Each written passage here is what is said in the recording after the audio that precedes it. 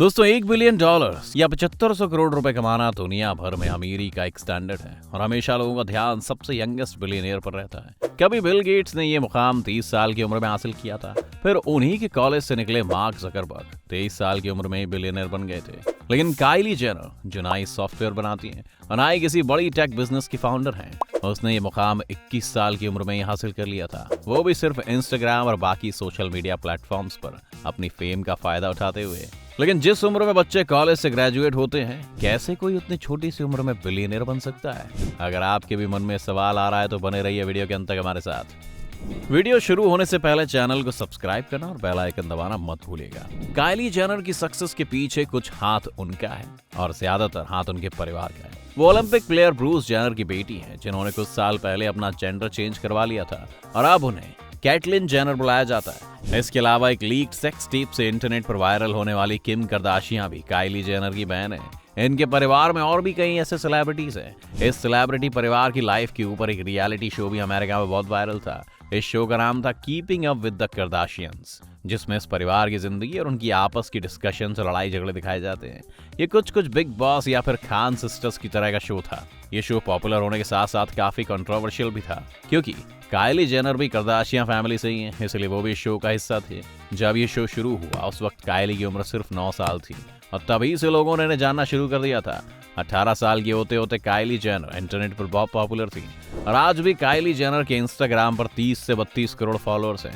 यहाँ तक कि बहुत सारे इंडियन सेलिब्रिटीज भी काइली जेनर को फॉलो करते हैं। इसी फेम का फायदा उठाते हुए काइली ने टीवी कमर्शियल्स में आना शुरू कर दिया और वो फुल टाइम मॉडल बन गई, जो अपनी सारी लाइफ सोशल मीडिया पर ब्रॉडकास्ट करती थी। इसके बाद काइली ने अपनी बहन कैंडल जेनर के साथ मिलकर ग्ली नाम का शो भी होस्ट किया, जिसमें उन्होंने काफी बड़े बड़े सेलिब्रिटीज का इंटरव्यू लेना शुरू कर दिया था। फिर 2011 में काइली और कैंडल को एक नेल पॉलिश ब्रांड ने स्पॉन्सरशिप के लिए अप्रोच किया और फिर तो जैसे काइली के लिए नई दुनिया खुल गई।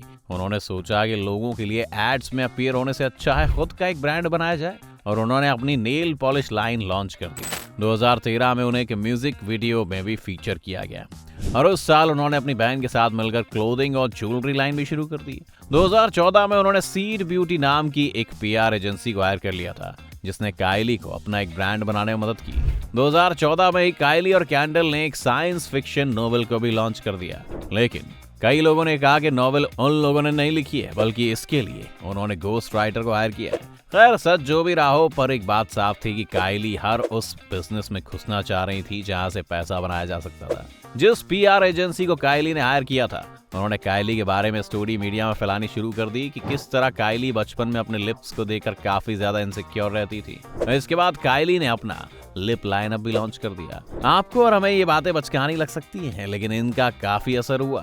काइली ने खुद कभी कुछ नहीं मैन्युफैक्चर किया, उन्होंने थर्ड पार्टी मैन्युफैक्चरर्स लिए और सिर्फ अपनी मार्केटिंग पर ध्यान दिया। इस बिजनेस में काइली की खुद की $2.5 लाख की इन्वेस्टमेंट थी, जिससे उन्होंने 15,000 लिपस्टिक बनाई जो हाथों हाथ बिक गई। इसके बाद उन्होंने शॉपिफाई नाम के प्लेटफॉर्म के साथ भी कोलैबोरेट किया और अपनी चीजों को वहीं एक्सक्लूसिवली बेचना शुरू किया। फरवरी 2016 तक उनकी 5 लाख किट्स बिक चुकी थी और फरवरी के अंत तक उनका $37 लाख से भी ज्यादा का रेवेन्यू आ चुका था। 18 महीनों में रेवेन्यू बढ़कर $42 लाख हो गया।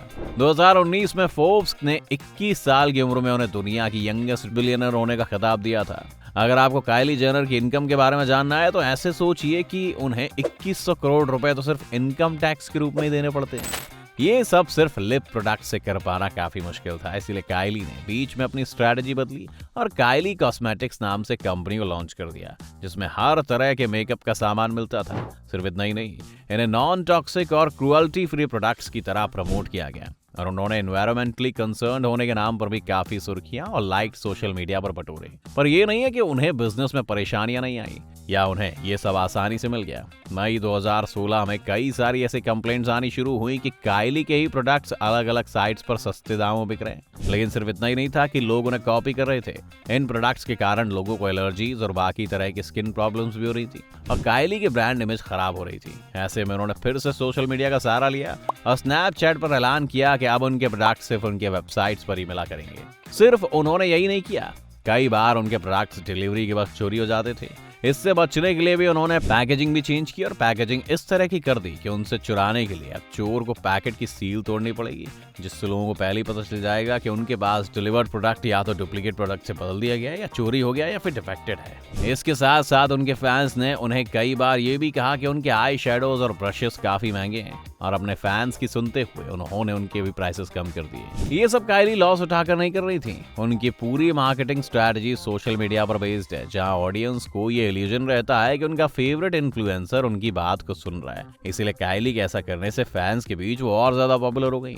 इसके अलावा अगर आप इसे ऑब्जेक्टिवली देखें तो काइली के प्रोडक्ट्स बहुत सस्ते में बनकर तैयार होते हैं, जिन पर वो मोटा प्रॉफिट कमाती हैं। उनके फैंस और कस्टमर्स भी ये बात जानते हैं, लेकिन उनके प्रोडक्ट्स उनकी क्वालिटी की वजह से नहीं, बल्कि इसलिए बिकते हैं क्योंकि उन्हें लेना एक स्टेटस सिंबल है, जिसके पीछे यंग और डेस्परेट लोग पागल हैं। काइली ने बाकी बिजनेसेस के अंदर घुसना अभी भी नहीं छोड़ा है। पॉप स्टार रिहाना को कॉपी करते हुए उन्होंने अपना काउंसलर लाइनअप भी लॉन्च किया और उन्हें टक्कर देने के लिए उन्होंने उनसे ज्यादा शेड्स और स्किन टोन्स में भी ये प्रोडक्ट लॉन्च किया था। फिर उनके पास अटेंशन ग्रैब करने के तरीके कम भी नहीं है, जैसे कि उनके ब्लश के लाइनअप को ही हम देखें तो उसमें अलग अलग तरह के ब्लशेस के नाम बहुत ही क्रिएटिव तरीके से रखे गए, जिनमें से ज्यादातर नाम एडल्ट नेम्स हैं, फिर चाहे वो एक्स रेटेड शेड हो या वर्जिनिटी शेड। काइली का इंस्टाग्राम भी उनके एक्सोटिक प्रोडक्ट्स और सेंसुअल फोटोज से भरा रहता है, जो उनके फैंस को हमेशा एंगेज रखता है। इसी के आड़ में वो अपने ब्रांड का प्रमोशन भी करती रहती है। क्या काइली अगर इस फेमस फैमिली से नहीं होती तो वो इतना जल्दी एक बिलियनर बन पाती? कुछ कह नहीं सकते, लेकिन इतनी जल्दी बिलियनर बनना मुश्किल तो है, और अगर ऐसा है तो क्या हम उन्हें एक सेल्फ मेड बिलियनर कह सकते हैं? अपनी राय में कमेंट सेक्शन में लिखना ना भूलें। उम्मीद है इस वीडियो को देखकर आपको काफी कुछ नया जानने को मिला होगा। अगर आपको वीडियो पसंद आया हो तो वीडियो को लाइक करें, और अगर आप इस चैनल पर नए हैं तो जाने से पहले चैनल को सब्सक्राइब करना भी ना भूलें।